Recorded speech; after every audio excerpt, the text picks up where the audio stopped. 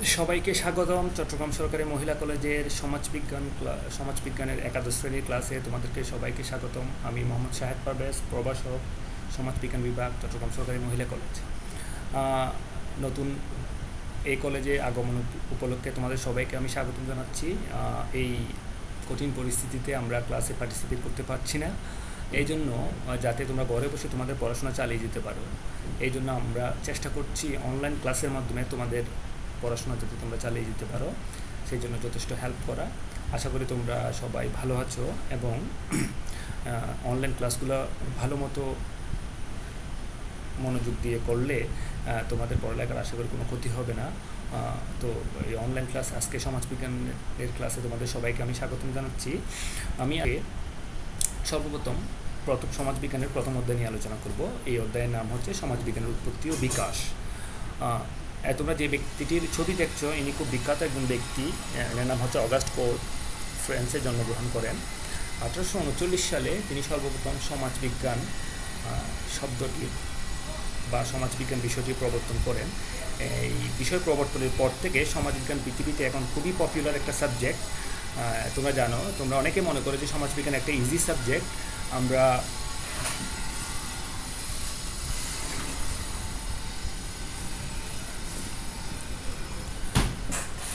না পড়েও হয়তো সমাজবিজ্ঞানে পাশ করে দিতে পারবো বানিয়ে লিখলে, কিন্তু আসলে এটা খুবই ভুল একটা ধারণা। অনেকে মনে করে সমাজবিজ্ঞান ইজি সাবজেক্ট, কিন্তু প্রত্যেকটা সাবজেক্টই বিষয়গুলো যদি তুমি না বুঝো বা না বুঝে লেখার চেষ্টা করো, আমি তোমাদের খাতা কাটি এবং প্রত্যেকবারই দেখি যে বেশিরভাগ ক্ষেত্রে তোমরা চেষ্টা করো বানিয়ে লিখে দিতে, কিন্তু বানিয়ে লিখতে গিয়ে তোমাদের দেখা যায় টপিক সম্পর্কে কোনো ধারণা না থাকা সত্ত্বেও তোমরা বানিয়ে লেখার চেষ্টা করো এবং বেশিরভাগ ক্ষেত্রেই ফেল করো।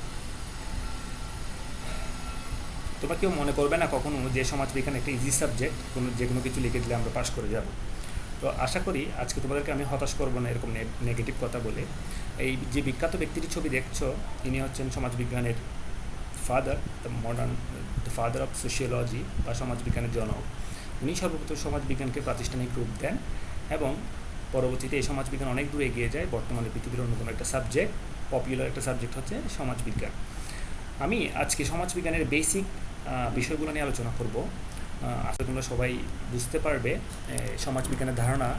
ল্যাটিন শব্দ সোশিয়াস ইকুয়াল টু সমাজ, আর গ্রিক শব্দ লগোস ইকুয়াল টু জ্ঞান।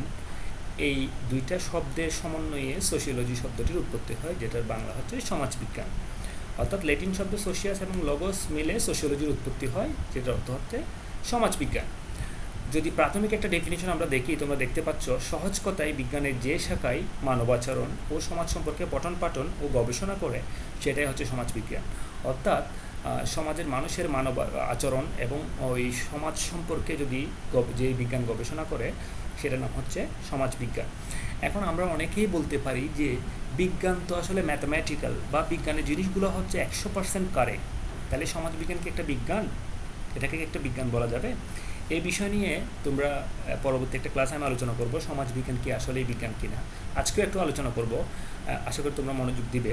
তাহলে উৎপত্তিগত প্রত্যেকে সমাজবিজ্ঞানের উৎপত্তি হয়েছে, কোন কোন শব্দ মিলে সমাজবিজ্ঞানের উৎপত্তি হয়েছে তোমরা এটা দেখতে পাচ্ছ এবং প্রাথমিক একটা ডেফিনেশন দেখে নিছো। আশা করি পেজে তোমরা দেখবে, এখানে দেখো কিছু প্রতিষ্ঠিত ডেফিনেশন আছে, অর্থাৎ বিখ্যাত সমাজবিজ্ঞানীদের কিছু ডেফিনেশন আছে। এখানে প্রথম হচ্ছে ডুরকেইম। এই সমাজবিজ্ঞানীর নাম হচ্ছে এমিল ডুরকেইম, সংক্ষেপে আমি লিখেছি ডুরকেইম। উনি বলেন সমাজবিজ্ঞান হলো অনুষ্ঠান প্রতিষ্ঠানের বিজ্ঞান। Sociology is the science of social institutions. অর্থাৎ সমাজবিজ্ঞান হলো সমাজের অনুষ্ঠান প্রতিষ্ঠানের বিজ্ঞান। অনুষ্ঠান প্রতিষ্ঠান মানে আমরা সমাজে দেখতে পেলে দেখব যে সমাজের নানা ধরনের অনুষ্ঠান প্রতিষ্ঠান, বা যেমন ধরো পরিবার একটা প্রতিষ্ঠান, বিবাহ, ধর্ম, এগুলো নানান ধরনের প্রতিষ্ঠান আছে। এই আর অনুষ্ঠানের ক্ষেত্রে ধরো আমরা যদি বলি বিয়ে, তো এই ধরনের বিষয়গুলো নিয়ে যে বিজ্ঞান আলোচনা করে এটার নাম হচ্ছে সমাজবিজ্ঞান। নেল জে স্মেলসার নামক সমাজবিজ্ঞানকে ডিফাইন করে, sociology is an empirical science that studies society and social relations. তোমরা স্পেসিফিকলি দেখো, সোশিওলজি সমাজবিজ্ঞান হচ্ছে একটি এমপিরিক্যাল সায়েন্স, অর্থাৎ গবেষণালব্ধ বিজ্ঞান, যেটা দ্যাট স্টাডিজ অধ্যয়ন করে সোসাইটি সমাজ সম্পর্কে অ্যান্ড সোশ্যাল রিলেশনস এবং সামাজিক সম্পর্ক নিয়ে। তোমরা যদি বইয়ে দেখো এটার বাংলা দেওয়া আছে, আমি ইংলিশে দিয়েছি, তোমরা বাংলাটা দেখে নিতে পারবে, আশা করি তোমরা সবাই দেখে নিবে। অর্থাৎ সমাজবিজ্ঞান হচ্ছে এমন একটি গবেষণা নির্ভর বিজ্ঞান যা সমাজ এবং সামাজিক সম্পর্ক নিয়ে অধ্যয়ন করে। ডেভিড পোপেনো নামক একজন সমাজবিজ্ঞানী আছেন, উনি বলেছেন sociology is a systematic and objective study of society and social behaviour. তোমরা ইংরেজি দেখে কেউ ভয় পাবে না, যারা ইংরেজিকে ভয় পাও তারা কখনোই ভালো উচ্চশিক্ষা অর্জন করতে পারবে না, বড় হতে পারবে না। তাই বাংলার পাশাপাশি তোমরা ইংরেজি ডেফিনেশনটাও একটু দেখে নিবে। যদিও তোমাদেরকে লেখার সময় ইংরেজি ডেফিনেশন না লিখলেও চলবে, বাংলা ডেফিনেশন লিখলেও হবে। বাংলা ডেফিনেশন লিখলেও তুমি ফুল মার্কস পাবে। আমি পছন্দ করি, এই জন্য তোমাদেরকে দেখাচ্ছি ইংরেজিতে, আমি তোমাদেরকে অনুবাদ করে দিচ্ছি। Sociology is a systematic and objective study of society and social behaviour. সমাজবিজ্ঞান হলো সামাজিক আচরণের এবং সমাজের সুশৃঙ্খল ও বস্তুনিষ্ঠ অধ্যয়ন। অর্থাৎ সোশিওলজি ইজ সিস্টেম্যাটিক, সিস্টেম্যাটিক মানে সুশৃঙ্খল, অ্যান্ড অবজেক্টিভ মানে হচ্ছে বস্তুনিষ্ঠ, study of society and social behaviour. অর্থাৎ সমাজ এবং সামাজিক আচরণের বস্তুনিষ্ঠ এবং সুশৃঙ্খল অধ্যয়ন হচ্ছে সমাজবিজ্ঞান। তাহলে আমরা 3টা ডেফিনেশন পড়লাম, প্রতিষ্ঠিত ডেফিনেশন। এবার আমরা আশা করি তোমরা বুঝতে পারছো, এই প্রত্যেকটা ডেফিনেশনই বোঝা যাচ্ছে। প্রত্যেকটা ডেফিনেশনের মূল কথা হচ্ছে সমাজবিজ্ঞান হচ্ছে এমন একটি বিজ্ঞান যেটা হচ্ছে সমাজের অনুষ্ঠান প্রতিষ্ঠান নিয়ে আলোচনা করে, যেটা সমাজের মানুষের আচরণ, সমাজের মানুষের সামাজিক সম্পর্ক, এগুলোর বৈজ্ঞানিকভাবে বিশ্লেষণ করার চেষ্টা করে বা অধ্যয়ন করার চেষ্টা করে। অর্থাৎ সমাজের বিষয়গুলোকেও আমরা বৈজ্ঞানিকভাবে বিশ্লেষণ করতে পারবো। বিজ্ঞান মানে শুধু ম্যাথমেটিক্যাল ইকুয়েশনস না, বিজ্ঞান মানে আমরা সামাজিক বিষয়গুলো বিজ্ঞান ভিত্তিকভাবে বিশ্লেষণ করতে পারব। অর্থাৎ বিজ্ঞান যে পদ্ধতিতে কোনো কিছুর গবেষণা করে, সমাজের বিষয়গুলোকেও আমরা ওই পদ্ধতিতে গবেষণার মাধ্যমে একটা সঠিক জ্ঞান আহরণ করতে পারব। পেজে দেখো, সমাজবিজ্ঞানের প্রকৃতি, নেচার অফ সোশিওলজি। অর্থাৎ সমাজবিজ্ঞানের প্রকৃতিটা কীরকম, অর্থাৎ সমাজবিজ্ঞান কী নিয়ে আলোচনা করে বা পাঠ করে। এই 8টা পার্ট, সমাজবিজ্ঞানের প্রকৃতিতে 8টা ছোটো ছোটো পয়েন্ট আছে। এই পয়েন্টগুলো আমি সামগ্রিকভাবে আলোচনা করব তোমাদেরকে, তোমরা সবাই একটু মনোযোগ দিয়ে শুনবে। প্রথমত, সমাজবিজ্ঞান হচ্ছে পারস্পরিক সম্পর্কের বিজ্ঞান ভিত্তিক পাঠ। আমি তোমাদেরকে আবার বলছি কেন বিজ্ঞান, এটার উপর একটা ক্লাস নিব, তারপরে আমি এখানে ছোট্ট করে আলোচনা করছি। পারস্পরিক সম্পর্কের বিজ্ঞান ভিত্তিক পাঠ অর্থাৎ এই মানুষের একটা অন্যতম বৈশিষ্ট্য হচ্ছে এই পৃথিবীতে লক্ষ লক্ষ বছর ধরে আমরা প্রায় 70,000 বছরেরও বেশি ধরে এই সমাজে বাস করছি, এই মানবজাতি বাস করছে, আমরা যারা হোমোসেপিয়েন্স আছি। এই মানুষের মানুষ যে এত চমৎকারভাবে বসবাস করছে, সবসময় চমৎকারভাবে না, আবার মানুষ অনেক খারাপ কাজও করে, কিন্তু মানুষ যে এত সুন্দরভাবে এই পৃথিবীটাকে সাজিয়েছে, এটার একটা অন্যতম কারণ হচ্ছে মানুষের মধ্যে একটা পারস্পরিক সম্পর্ক আছে। পারস্পরিক সম্পর্ক মানে আমরা একজন হিন্দুকে দেখলে কখনোই তিরস্কার করি না, একজন বুদ্ধিস্টকে দেখলে কখনোই তিরস্কার করি না, আমরা সবাই ওদেরকে আগে প্রথমে মানুষ হিসেবে মেনে নিই। একজন আমেরিকান যদি এখানে আসে, আমরা কখনোই ওকে তাড়িয়ে দিই না। কেন? আমরা জানি যে উনিও মানুষ, আমরাও মানুষ। কিন্তু একটা হাতি যদি একটা সিংহ দেখবা যে ওকে তাড়িয়ে দিচ্ছে, মানে তাদের মধ্যে পারস্পরিক সম্পর্ক নাই। অথবা একটা সিংহ একটা বিড়ালকে দেখলে তাড়িয়ে দিবে বা ভয় দেখাবে, কিন্তু সমাজের মানুষের ক্ষেত্রে এটা নাই। আমরা পারস্পরিকভাবে এত শক্তভাবে সম্পর্কিত যে আমরা অন্য প্রাণীর চেয়ে অনেক বেশি ইউনিক হয়ে গেছি। যদিও আমরা অন্যান্য প্রাণীর মতো একটা প্রাণী, কিন্তু আমাদের স্পেশালিটি হচ্ছে আমরা পারস্পরিক সম্পর্কটা এত ব্রড করে ফেলেছি, এত স্ট্রং করে ফেলেছি। এখানে আমাদের আমরা কোটি কোটি মানুষের সাথে বসবাস করছি, কিন্তু অনেক সমস্যার চেয়ে সুসম্পর্কটাই বেশি দেখা যায় আমাদের মধ্যে, না হলে আমরা এত সফলভাবে টিকে থাকতে পারতাম না এই পৃথিবীতে। তো পারস্পরিক সম্পর্কটা আমরা বিজ্ঞান ভিত্তিকভাবে বিশ্লেষণ করে এই সমাজবিজ্ঞান। যেমন একজন হিন্দু, একজন বৌদ্ধ আমাদের পাশে বসবাস করছে, এত শান্তিতে মিলেমিশে বসবাস করছে, কিভাবে বসবাস করছে, এটা নিয়ে সমাজবিজ্ঞান আলোচনা করে। এবং আমাদের মধ্যে কেন ঝগড়া নাই, বিবাদ নাই, আমরা কেন এত সুন্দরভাবে বসবাস করছি। মাঝে মাঝে সমস্যা হয়, তো তারপরেও বেশিরভাগ ক্ষেত্রে আমাদের এই ধরনের কোনো সমস্যা হয় না, আমরা মিলেমিশে বসবাস করছি। এটা কিভাবে করছি আমরা, এটা সমাজবিজ্ঞান আলোচনা করে এবং বিজ্ঞান ভিত্তিকভাবে আলোচনা করে। যেমন ধরো একটা কারণ হতে পারে, আমরা যখন সমাজবিজ্ঞান ব্যাখ্যা করে যে আসলে আমরা যখন বিজ্ঞানের বইগুলো পড়ি তখন আমরা দেখি যে সকল মানুষ সমান, এখানে কোনো মানুষ স্পেশাল না, সকল মানুষের মর্যাদা এবং চিন্তাভাবনা একটু ভিন্ন হতে পারে, কিন্তু মানুষ হিসেবে সব মানুষের একটা অধিকার আছে আমরা মিলেমিশে বাস করার জন্য। এটা একটা গুরুত্বপূর্ণ দিক। 2 নম্বর হচ্ছে সমাজের সামগ্রিক পার্ট, অর্থাৎ একটা সমাজে অনেক কিছু আছে, সব কিছু নিয়েই সমাজবিজ্ঞান আলোচনা করে। সমাজবিজ্ঞান সমাজের অর্থনীতি নিয়ে আলোচনা করে, সমাজবিজ্ঞান সমাজের রাজনীতি নিয়ে আলোচনা করে, সমাজবিজ্ঞান আবার সমাজের মানুষ কোন ভৌগোলিক এলাকায় বসবাস করে ওই ভৌগোলিক এলাকার নিয়ে আলোচনা করে, ওই ভৌগোলিক এলাকার উপর ভিত্তি করে মানুষের আচরণের পার্থক্য হয় কিনা এগুলো নিয়ে আলোচনা করে। তারপরে সমাজবিজ্ঞান ইভেন বিজ্ঞান নিয়েও আলোচনা করে, কারণ কীভাবে বিজ্ঞান মানব সমাজের অগ্রগতিতে সহযোগিতা করতেছে এটা নিয়েও সমাজবিজ্ঞান আলোচনা করে। অর্থাৎ একটা সমাজে যা কিছু ঘটে, পরিবার, ধর্ম, বিবাহ, মানুষের চিন্তার সাথে যত কিছু সম্পর্কিত সব কিছু নিয়ে সমাজবিজ্ঞান আলোচনা করার চেষ্টা করে, কারণ সমাজবিজ্ঞান হচ্ছে সমাজের সামগ্রিক পার্ট। অর্থাৎ একটা সমাজ প্রতিষ্ঠিত এবং টিকে থাকার জন্য কী কী দরকার আছে সব কিছু নিয়ে বিজ্ঞানভিত্তিকভাবে পুঙ্খানুপুঙ্খভাবে বিশ্লেষণ করা হচ্ছে সমাজবিজ্ঞান।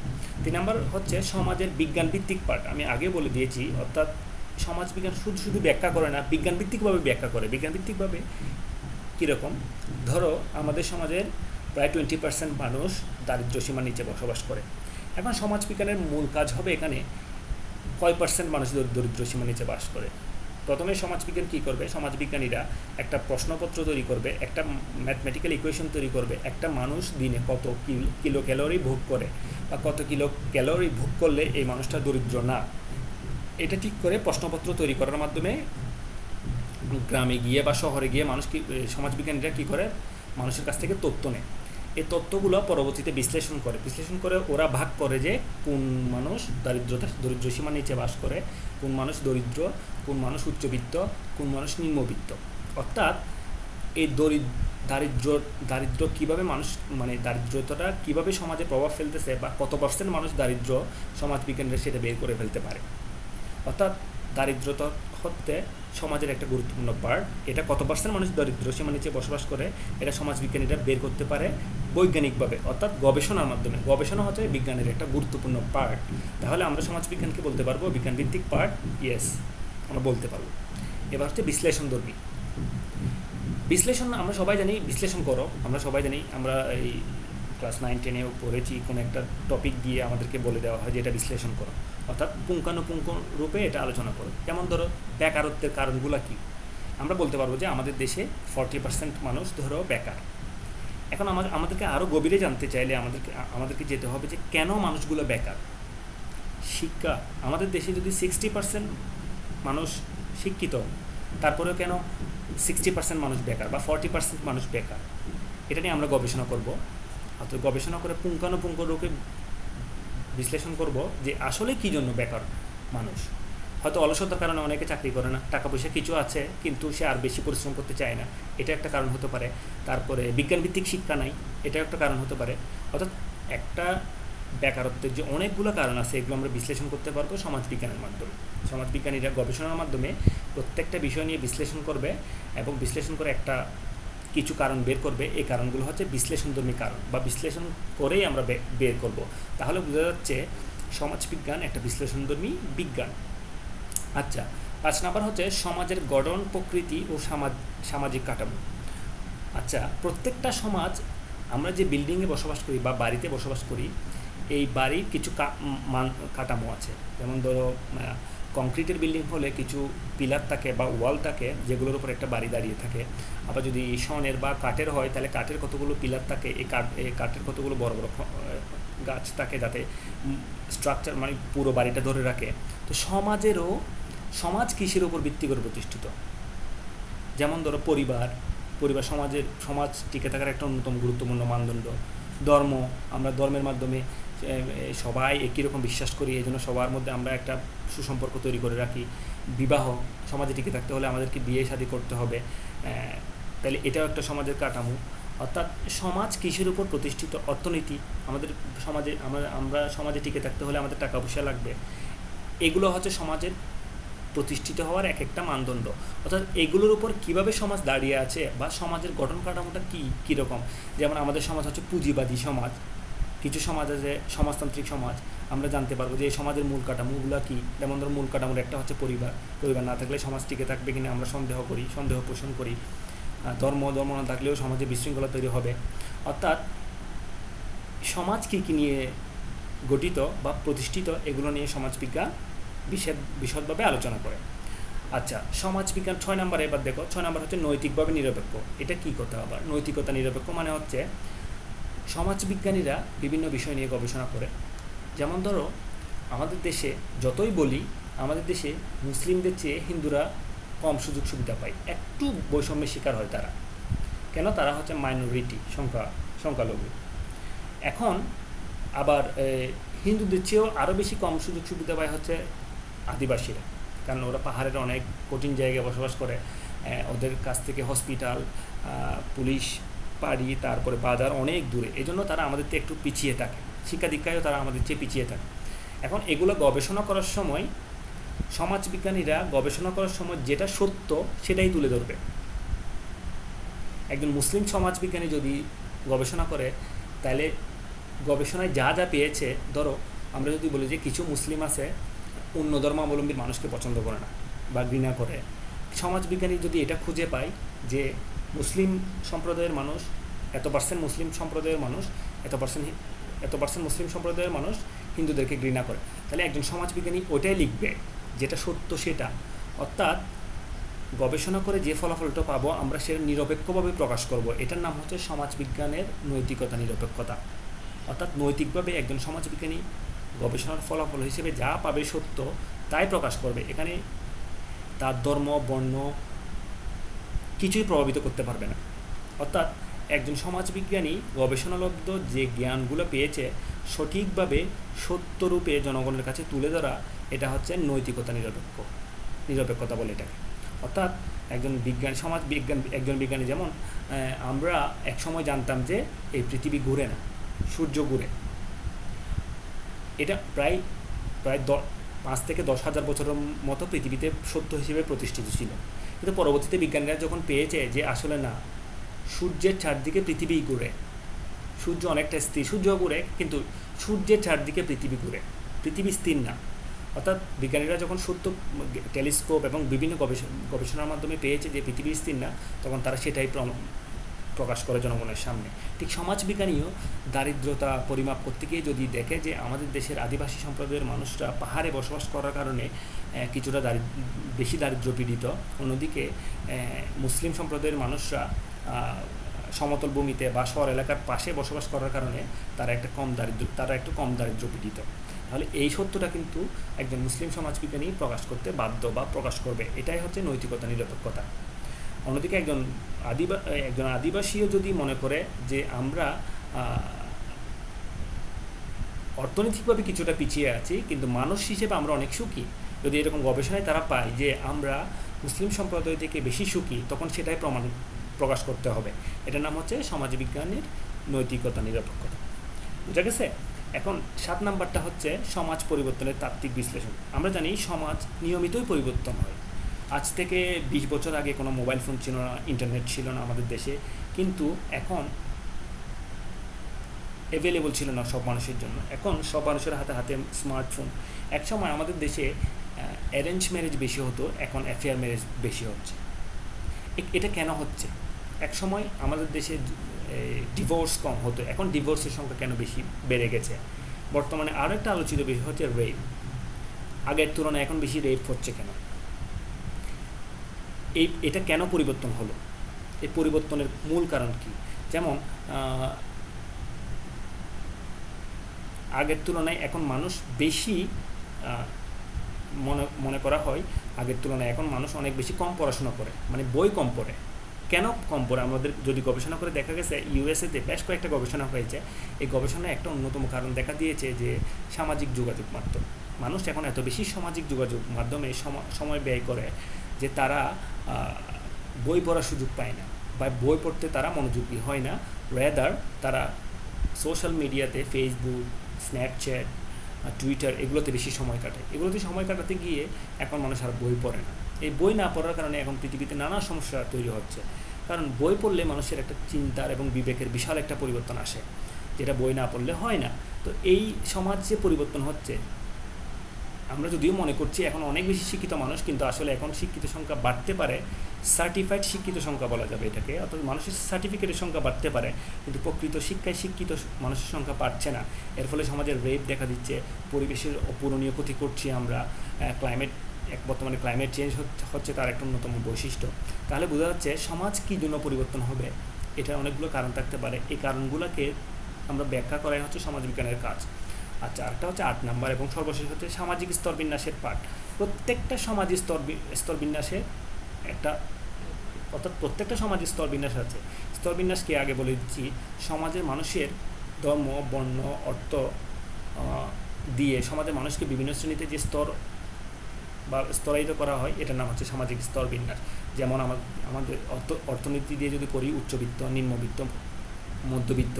আবার ধর্ম দিয়ে করলে দেখা যায় যে হিন্দু সমাজের মধ্যে আমরা জানি যে কাস্ট সিস্টেম আছে, ব্রাহ্মণ, ক্ষত্রিয়, বৈশ্য, শূদ্র, অর্থাৎ বিভিন্নভাবে মানুষকে বিভিন্ন ক্যাটাগরিতে ফেলে যদি আমরা পার্থক্য দেখাই বা স্তরায়িত করি, তো সেটার নাম হচ্ছে স্তরবিন্যাস। তো সমাজবিজ্ঞান সমাজের স্তরবিন্যাস কেন হয়? এক সময় তো আমরা জানি যে প্রিমিটিভ বা আদিম সমাজে কোনো সামাজিক স্তরবিন্যাস ছিল না। এখন কিভাবে সামাজিক স্তরবিন্যাস হয়ে গেল, সমাজের মানুষ এত বৈষম্যের শিকার হচ্ছে কিনা, কিভাবে, এগুলো সমাজবিজ্ঞান পুঙ্খানুপুঙ্খভাবে গবেষণা করে কী কারণে সমাজের স্তরবিন্যাস রয়েছে বা এটা সমাজের জন্য প্রয়োজনীয় কিনা, এটা ব্যাখ্যা করার চেষ্টা করে। ঠিক আছে, আজকে তাহলে আমরা 8টা সমাজবিজ্ঞানের প্রকৃতির 8টা পয়েন্ট নিয়ে আলোচনা করলাম। আশা করি তোমরা এটা হচ্ছে তোমাদের সমাজবিজ্ঞান বইয়ের ডক্টর মোহাম্মদ আনোয়ারুল্লাহ চৌধুরী ও মোহাম্মদ হাবিবুর রহমানের বইটার মধ্যে আছে। আমি এই বইটা থেকে আলোচনা করেছি, আশরাফিয়া বইঘর।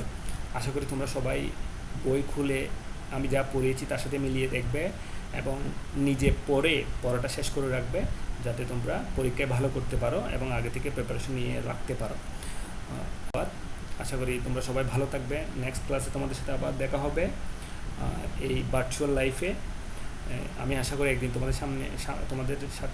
তোমাদেরকে সামনে নিয়ে ক্লাস করব। আমাদের এই প্যান্ডেমিক দ্রুতই চলে যাবে এই আশা করি আমি। সবাই ভালো থাকবে। খোদা হাফেজ।